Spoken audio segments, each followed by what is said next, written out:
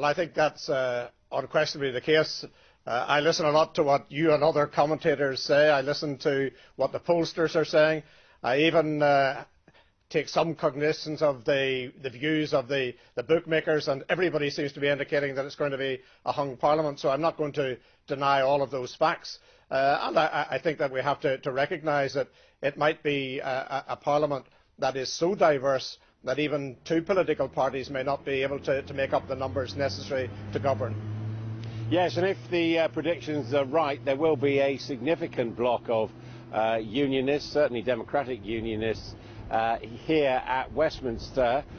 What is your condition for getting involved in supporting one side or the other in terms of forming a government? Well, we've had a very good relationship with both the Labour Party and the Conservative Party in the past, and we've been able to work with the Liberal Democrats, and particularly with Danny Alexander in finance. So because we are a devolved institution, we've had a good relationship and know all of the personalities and can work with them.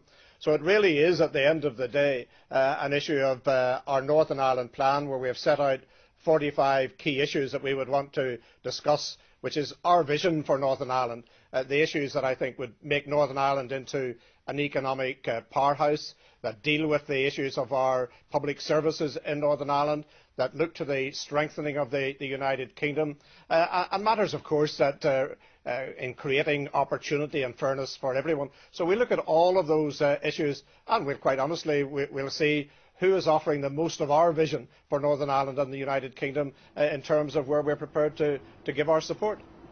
One of the things you also want is a constitutional convention. Would that be a precondition for deciding who you would give your votes to? Well, that's a proposal, and I don't regard it as being uniquely mine, because Carwyn Jones of the Labour Party, the First Minister of Wales, has also been putting that proposition out.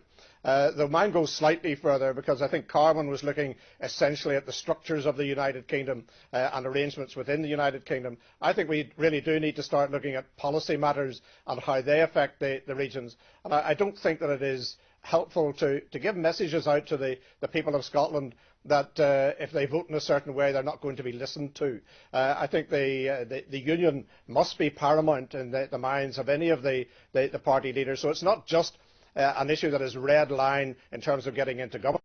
This is an issue that has to be taken on board by the Prime Minister and by the Leader of Opposition, whoever either of them may be. And the recognition, of course, is that there will be perhaps 50 to 60 nationalist members of Parliament in the next Parliament, from Scotland, from Wales and from Northern Ireland. And their raison d'etre will be to try and break up the United Kingdom.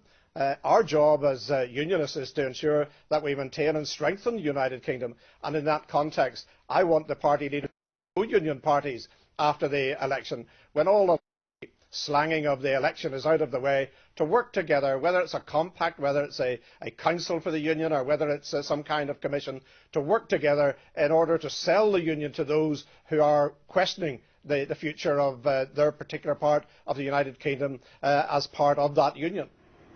Certainly it looks as if it were to be Mr Miliband and Labour that were to form a minority government.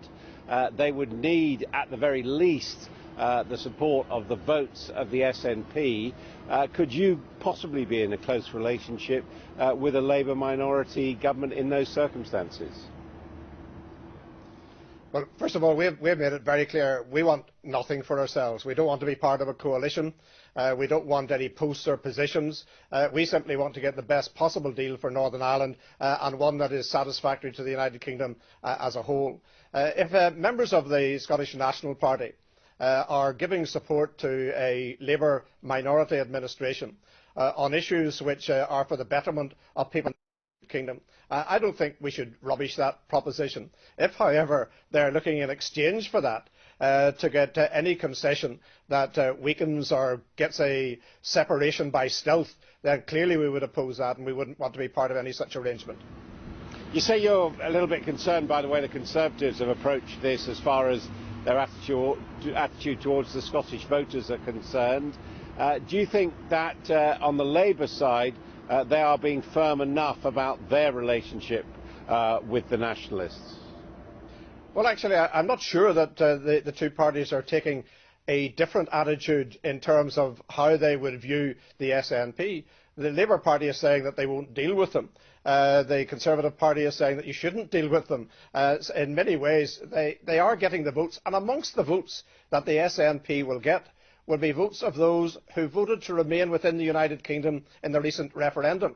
So don't be telling those people that if you vote in a particular way on economic issues or social issues, we don't want to hear from you because you vote for the SNP, you're persona non grata. I think we have to look at the issues. If there is any move towards separation, then I believe that all of the pro-union parties should be rallying together to stop that from happening. But I think we should remember that the democratic voice of the people of Scotland should not be ignored on social and economic issues, or else we start to estrange people in Scotland from the United Kingdom. You've got a very different voting system for the Stormont Assembly. Do you think that in the Westminster election the time for first past the post has passed? Good gracious, no.